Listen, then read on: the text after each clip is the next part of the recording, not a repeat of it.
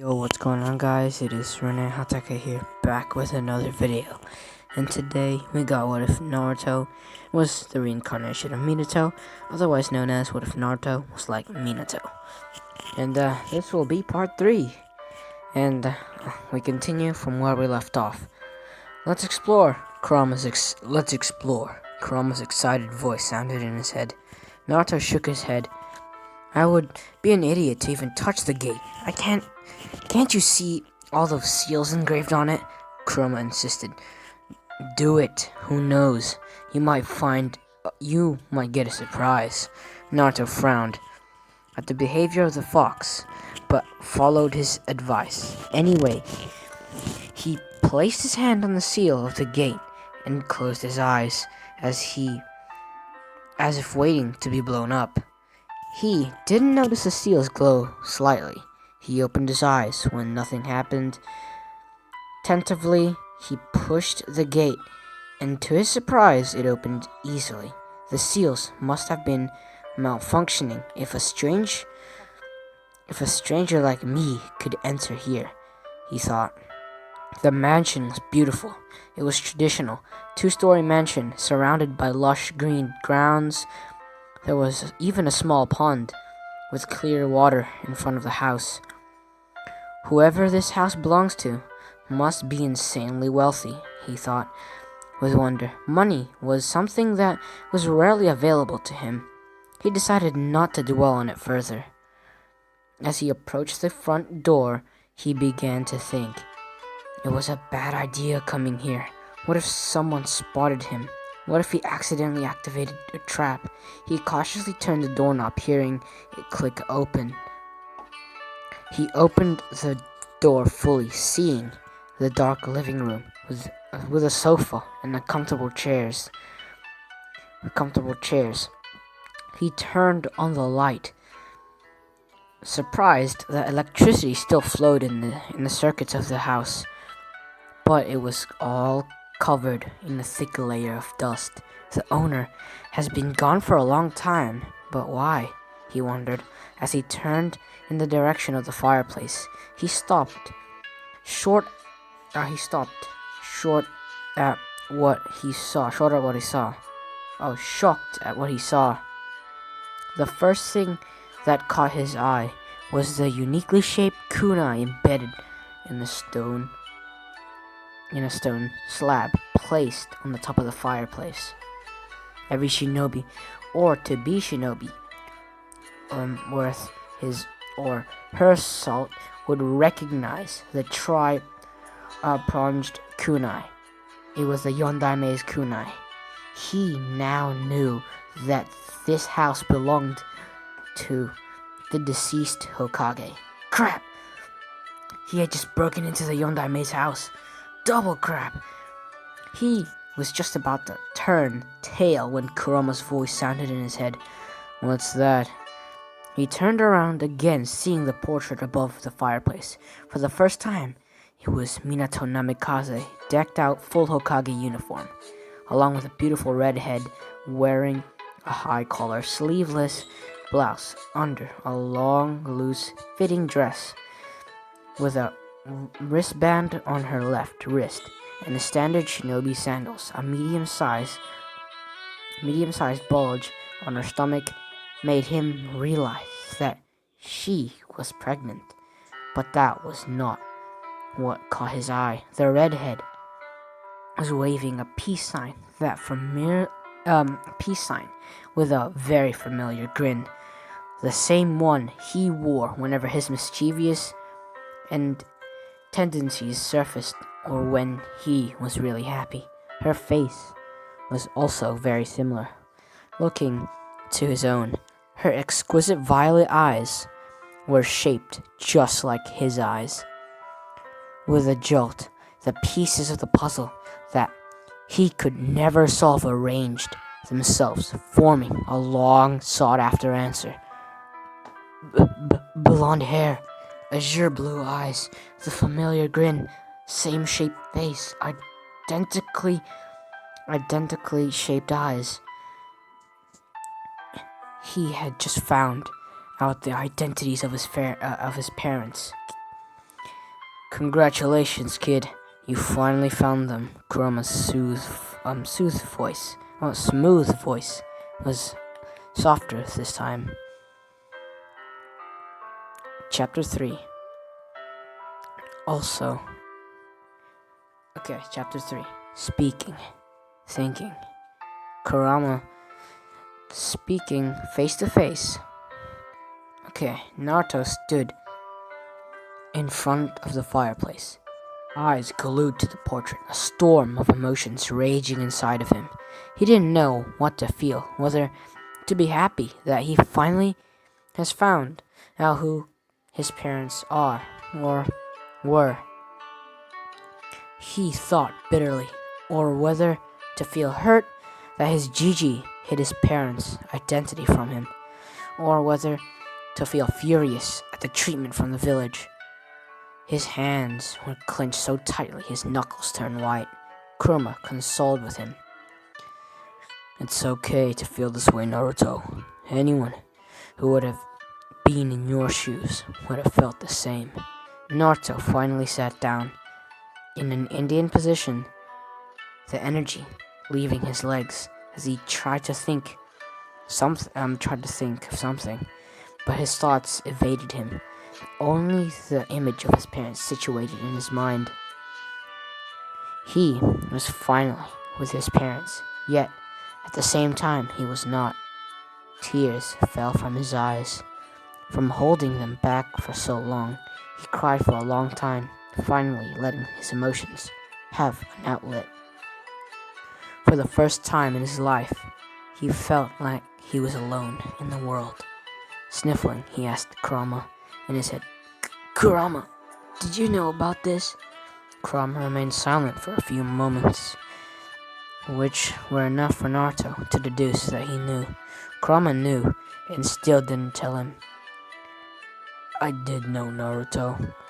After all, you shared the same space with me for 9 months inside your mother. The fox replied softly. Naruto cried even harder after hearing this.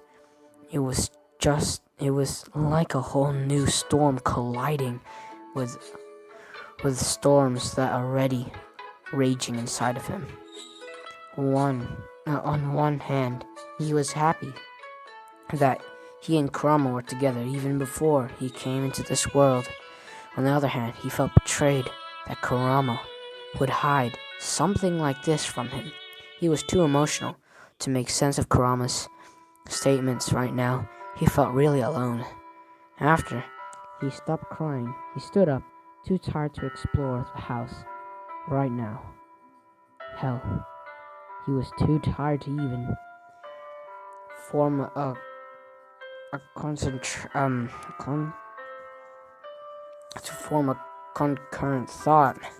Somehow, he climbed the stairs, opened the first door that was in front of him, and fell into the bed, asleep before even hitting the soft mattress. On the other hand, Hiruzen was panicking. He knew what the day was. And he had been wanting to get out of his office to spend time with his surrogate grandson. But fate seemed to have other plans for him. Instead of having the normal amount, 3 stacks of paperwork in front of him, he was literally buried in paperwork. Excuse me. Sorry about that. There might be a bit of background noise, but, well, I apologize for any of that. But we continue. Hiruzen, buried in paperwork. He assigned 2 of his Zanbu, Parrot and Ox, to keep an eye on Naruto. Sadly, he didn't know and was unaware that the 2 Anbu were firmly against the demon boy. He didn't know that they were the ones who gave the mob the directions to where Naruto was in the evening. It was only when they came to report that he found out the truth. The 2 Anbu appeared in his office and knelt down in front of him. Report, he ordered. Parrot was the first to speak.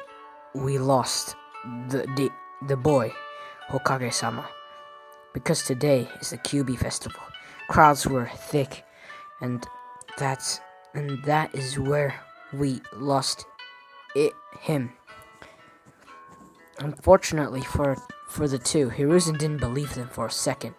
If not, if not for the seriousness that the situation demanded, he would have laughed out loud that a 5-year-old was able to lose them in a crowd. Anbu were specifically trained for such scenarios. Secondly, he caught both of the slips of tongue demon. Slips of the tongue demon, and it were not. Wait, what? And if it was not so hard to deduce. It was not so hard to deduce. Apologies. There's an author note here saying that there's a bit of, grammar mistakes. So, apologies if I get stuck on a few words and a few sentences that don't really make sense. But we move. Hiruzen rarely felt anger. In fact, he rarely found the reason to get angry. Even Danzo could only get a small amount of irritation out of him. But right now, he was past irritated. No, he was downright furious. All the Anbu in the room felt it, the ridiculous amount of killing intent that was coming from the Hokage. I can't say that word, because, it's not... I don't want to yellow check on the video, but we move. Both of the Anbu thought, oh, shoot. I was just saying shoot instead of the other word, but you guys probably know what I'm talking about here. And they thought, cat, bear, he shouted. In an instant, the two Anbu were kneeling in front of the Hokage. The two Anbu were kneeling in front of the Hokage, just behind Parrot and Ox. Orders, Hokage-sama, Hiruzen barked out. Take these two to Ibiki. Tell him to hold nothing back and find out what they were doing this evening. Also tell Inoichi that I want to know every face that was there. Every face that was there in the mob. Hi, Hokage-sama. The two Anbu instantly caught the traitorous Anbus and promptly flickered out. Now that he is somewhat calm, the previous panic returned. Where was Naruto? Was he injured? Worse, was he dead? Was he even in the village? He took out his ball that he used to keep tabs on the village. Mostly he used it to ensure whether Naruto was alright or not. He channeled his chakra through the ball, searching for Naruto. However, he was floored when nothing came up. He repeated his search 2 more times, just to be sure. The results remained the same. He did not like where this was going. It was a strong possibility that Naruto was outside the village walls. Dog, tiger, he called out. In an instant, the two were mentioned. The mentioned two were before him. Track down, no matter what. Track him down no matter what. Even search outside the village if you have to. Hi, Hokage-sama. They flickered out. Hiruzen sat down with a heavy sigh. He was mentally exhausted from paperwork he had been doing all damn day. And then this? Where are you, Naruto? He decided to sleep in his office and wait for them to come back and report, trusting his Anbus. We move from this. The sun rays peeked from between the curtains, falling straight onto Naruto's face. Barely, he opened his eyes, although he slept peacefully last night. He was mentally and emotionally exhausted. This type of exhaustion was new to him, having never experienced it before. At first, he decided, he had no idea where he was. But then last night's memories came back to him. He viciously fought back the tears that threatened to fall out again. No, I will not cry again. I did enough of that last night, he reminded himself. It was time. He decided to think through this logically. First things first, morning rituals. He got up from the bed and headed to the bathroom. Surprisingly, it was very clean and dust-free compared to the rest of the house. Weird, he thought. he thought before closing the door. Secondly, he needed to get out of here and meet his Gigi. He had no desire to meet that man now. But the man had looked after him like his own. He was there for him, no matter. He was there for him when no one was. He was probably worried sick. Although he was dying to explore the house, it was best not to worry the old man even more. Besides, the faster he could get this over with, the quicker he would return here to explore. Besides, who knows? Maybe his parents left something for him. As soon as he closed the gates behind him, he was surprised to see that the seals on the gates glow a bit before the gate locked itself. They were not malfunctioning. The seals recognized my chakra, which means I was able to get in. He thought in awe. He read that the Yondaime was regarded as a seal master of the highest caliber, but seeing it with his own eyes was entirely different. Sensing his chakra signature when he hadn't even unlocked his chakra, his father was awesome. That decided for him. If his father could do Fuin Jutsu like this, which is like sealing jutsus and stuff, he too will do this, even surpassing Minato himself. And then, he then turned to leave when a thought struck him. He was about to dwell on it. He roughly shook himself out of it. I don't have time. I have to meet Gigi.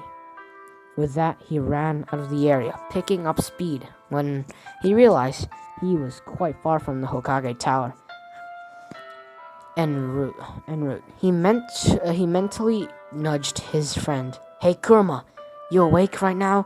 For a few seconds, he heard nothing. Then, he heard a yawn in his head, almost making him do the same before he viciously squashed the urge. What's up, Naruto?" Naruto faltered in his running, almost falling flat on his face. He couldn't help the grin that came on his face, hearing Kurama, an ancient demon using the slang that kids his age do, was hilarious. A stray thought from last night's conversation with Kurama. About last night. What did you mean when you said that we shared the same space for 9 months inside my mother? He asked curiously, turning serious once more. Kurama replied, "I meant what I said, Naruto. You are smart enough to figure that answer out. To your question. Yeah." Naruto's expression turned grim at that. It meant he and his mother were exactly the same. Host of the Kyuubi no Kitsune. A Kyuubi no Kitsune? But why was his mother Jinchuriki? Kurama interrupted his thoughts. Naruto blinked at that. What, Kurama? What? Kurama, elaborate. Jinchuriki is the term that you are looking for. It means power of a human sacrifice. They are humans who have a tailed beast inside, or sealed inside of them. Naruto did not falter, even for a second after this revelation. He was almost halfway to the tower, which means he could learn a little more. I get what you mean. What I don't understand is why my mother was a Jinchuriki before me. Also, what is my mother's name? Why was I made into one? Questions were coming one after the other like water from a running tap. Kurama raised his eyebrow at the onslaught of questions. Whoa, slow down. Naruto, you have to understand that I can't answer all of your questions. Naruto was a little peeved at that. Why not? Kurama simply shrugged at the acting shrugged at that, acting as if he didn't even notice Naruto's anger. Because there is an old man who can answer these questions. Because there's an old man who can answer these questions better than I can. Naruto calmed down at that. Kurama was right. He had no hand in who he was sealed. He had no hand in who he was sealed. Gigi was the Hokage. He was the one who probably knew more about these matters. Another thought struck him. But the tower was within his sight now. Better make this fast, he mused. Hey, Kurama. What was that you gave me last night as a gift? He asked. He could see Kurama's grin in his mindscape. I'm surprised you could pick up on that. The fact that you unintentionally used it is even more impressive. Naruto scowled a little. Stop beating around the bush, Kurama. Just tell me. Kurama, however, did not budge. Don't tell me. You can't figure it out, Naruto. You may not know, but I can feel how close you are to figuring it out. Naruto was slowly getting irritated with the game of riddles that Kurama was deliberately dragging on him. He was about to give him a mental scar to remember when he suddenly figured it out. He had actually felt a mob approaching him. Did you actually give me a sensory ability? Kurama shrugged. Naruto mentally whooped. Thank you so much, Kurama. Secondly, his tone turned menacing, causing Kurama to lift his eyebrow. This is for annoying me with riddles. With that, he turned his entire mindscape orange. He would cherish Kurama's yelling of horror forever. He reached the Hokage's tower, panting only lightly. Standing in front of the tower, he felt a little anxiety creeping inside of him. He faced the sky. What is it this time, Kurama? Observing the position of the sun, it should be around 6 in the morning, he deduced. Naruto idly questioned himself. Would Gigi be even awake at this hour? He shook his head. He would not back down now. He steeled himself and entered the tower, seeing almost no one in the corridors. He almost turned back, but resolutely thought to himself that he would wait for him. He arrived in the front of the Hokage's office. Seeing the absence of the secretary, he knew who was supposed to be here. He sat on the bench outside of the office. This was his first time in the Hokage Tower, so he decided to look around. But there was not too much to look around. All the important stuff must be someplace else, where only authorized people could access it, he mused. Sighing, he closed his eyes, figuring he could talk to Kurama about his newly acquired sensory ability. Kurama, how could I sense the mob before when I haven't even unlocked my chakra? Kurama thought about it and then answered. He had nothing else to do anyway. Good observation, Naruto. It's simple. It was a newly awakened ability, naturally. It would require time before it stabilizes. But before that happens, it is unstable for a little while. It was in that time period that you could sense the mob. If you were to try it now, you won't be able to use it, he explained, keeping it simple so Naruto could understand. After hearing Kurama's explanation, Naruto concluded that the ability Kurama had given him was a chakra-dependent ability. He could only use it as long as he infused chakra. That that too, in a specific way, so that he could sense. Damn, that means I have to unlock my chakra. He pouted. Chroma again spoke up. Before I forget, I did something else as well. Sensory ability was not the only thing I gave you. Naruto rose an eyebrow in confusion. Now that he thought about it, not many kids his age could do that. What do you mean? Chroma expanded on the statement. I tweaked your ability to sense danger as well. Naruto nodded. I noticed that. Chroma's grin became sly. Then did you also notice that when your danger sense activated, your surroundings seemed to slow down? Naruto froze. Did that really happen? He thought back to the events of last night, specifically when he avoided the knives that were about to skewer him. He did remember seeing the knives coming in a sort of slow motion. Damn. He mentally whistled. Holy shoot. I'm not gonna say the other word because I don't want to yell check, but seriously, we move from this. Holy shoot. You're right. I remember that. How was that possible anyway? This ability would be so useful in the future. Kurama shrugged. It was my way of saying thanks for what you did for me last night, Naruto. Naruto deliberated on. Oh, well, I think Naruto elaborated on whether to try to unlock his chakra right now, or wait to enter the academy and then unlock it. So deep he was in his thoughts, he did not notice the Hokage coming his way. Okay, Hiruzen had a restless night. This is the Hokage's point of view.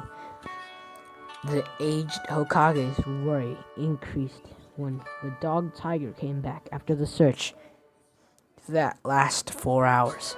They reported that they searched every corner of the village, every possible place that Naruto might be, but found nothing. Hiruzen had dismissed them and headed back to his home, turning in for a sleepless and worrisome night. When he got up in the morning, his first thought was about whether Naruto was alive or not. He immediately got up, shaking off the morning drowsiness like a seasoned veteran. He quickly got dressed and used the body flicker to get to the Hokage Tower. He quickly climbed the stairs that led to his office, intent on resuming the search for Naruto as soon as possible. He froze in his tracks, however, when he saw a familiar orange jumpsuit wearing kid deep in his thoughts, which was not usual for him. Naruto! His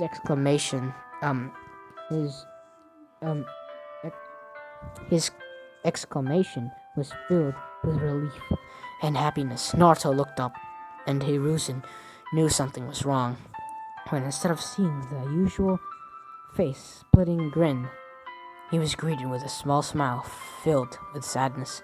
Nevertheless, he grabbed the boy into a bear hug, which Naruto did not hesitate to recuperate. Are you okay, Naruto? Where were you last night? The questions rushed out like water breaking from a dam. He felt tons lighter than he did last night. Naruto gave him a small smile and said, somewhat, Gigi. And, as for the second question, I need to talk to you in private. Relieved, but his confusion growing, he ushered the boy in his office. Naruto's keen eyes scanned the office, looking for places where Shinobi might be hidden. The Hokage cannot be without the bodyguards, after all. The upper 4 corners of the room, that's where they are hidden, Kurama supplied. helpfully, Naruto gave him a nod of thanks and then turned his attentions. Sorry about that, but we continue. Relieved but confused, growing, he ushered the boy in his office. Naruto's keen eyes scanned the office, looking for places where shinobi might be hidden. The Hokage cannot be without his bodyguards, after all. The upper four corners of the room, that's where they're hidden, Kurama supplied. Helpfully. Naruto gave him a nod of thanks, and then he turned his attentions to the aging Hokage. So, Naruto, what did you want to talk about? Naruto debated whether to tell the old man to make his Anbus leave, but decided to kill the two birds with one stone. I know who my parents are. That simple statement changed the entire atmosphere of the office. He was tensed up, and so did his Anbus, and so did the Anbu in the office. To those who were intelligent, it was quite easy to deduce just whose son Naruto Uzumaki was. Fortunately or unfortunately, those were very few. However, Naruto's file itself was classified. No one but the Hokage had access to it. To find out that Naruto knew about something that only the Hokage had the right to know was very unexpected. Hiruzen wasted no time. Waving hand seals, the Anbu recognized the order to leave them alone. They vanished, and Hiruzen activated the privacy seal in his office. He gave his complete attention to Naruto. And who were they? Naruto was unnerved by the caution in the old man's eyes, but he steeled himself and answered, the Yondaime Hokage and his wife. Hiruzen closed his eyes in acceptance and resignation. He always knew Naruto would find out. He never expected it to be so soon. He opened his eyes to find himself on the receiving end of Naruto's accusing stare. Why did you pretend you didn't know, Gigi? Hiruzen barely caught himself from flinching. He gave a sigh. Who told you? Naruto promptly answered back. I figured it out myself. How? The curiosity was killing him. He had to know if someone was out there wielding such dangerous information. Naruto recounted the events of last night. At the end of his explanation, Hiruzen was both relieved and curious. Relieved because he was glad that no one besides Naruto and him knew his parents' identity. Curious because he had never knew that Minato found a way to hide from his peeping ball. Both him and Naruto sat in silence for a while. Naruto was the one to break it first. Hurt in his voice, Gigi, why did you not tell me? Hiruzen responded, wariness coloring his tone. Naruto, you have to understand that your father had made many enemies. I could not afford to take the chance that you wouldn't blurt it out accidentally. Anger filled Naruto. Do you have any idea how desperate I was for the answer? He whispered, but the anger in his voice was clear. As the sky guilt hit the Hokage with force of Guy's fist. He could honestly not relate to Naruto's situation. Do you know? Naruto's voice was a little louder this time. How it broke me to not know the identity of my own parents. He was shouting at the end. I have the right to know that information more than any other person in the world. Tears were freely flowing down Naruto's face. By now, Hiruzen himself was shedding tears of his own. Naruto was right in that account. He had a right to know who the people were who brought him into this world, more so than anyone. But as the Hokage, his decision had to be logical. Sentimental sentiment could not be afforded by someone of his position. Naruto calmed down for a few minutes. I have a question, Gigi, and I want an honest answer. He was glaring at the Hokage by now. Hiruzen wiped his own tears and answered, I'll do my best. Naruto was looking at his feet. Did they love me? Hiruzen smiled. Yes, nostalgically. Naruto, you were their world, even before you were born.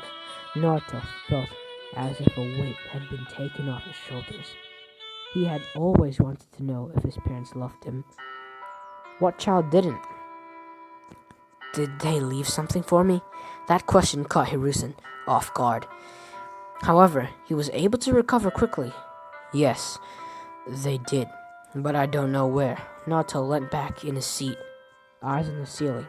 If it was in his office,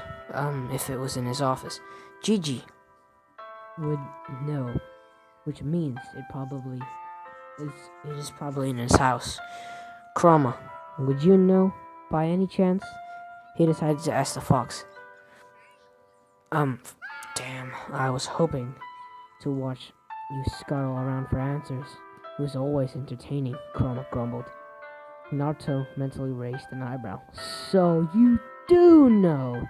Yes, in fact, it is in the place where everyone would least suspect the demon. Naruto waited for more, but it never came. He mentally huffed. Fine, I'll do it myself. And just for leaving me in suspense, he changed his mindscape words again. Chroma howls, howls were somehow louder than before. In the place where everyone would least suspect. Where could that be? From what is written in the books, Dad was a very humble man, but the size of his house implies that he likes to live in comfort. Since he was the seal master, a study where he did his work would also be there, but he would place seals all over it to be safe. Everyone would except him to keep the important stuff in his study locked tight. He thought, like lightning. The answer came to him, causing his eyes to widen slightly. Seals can be broken if someone is skilled enough, but no one expects to find the treasure buried right under their noses, which means what isn't in the study is right in front of me. The images of my parents' portrait came back into his mind. He stood up from the chair with such force that it knocked backwards. I know where it is! Hiruzen jumped up at the shout, eyes wide. No, what? Naruto! But Naruto was already running towards the window. Hiruzen hurriedly deactivated the privacy seal just in time. Naruto opened the window and jumped onto the slope of the Hokage Tower. His speed easily carried him towards the edge of the slope. He executed a perfect cartwheel on the edge,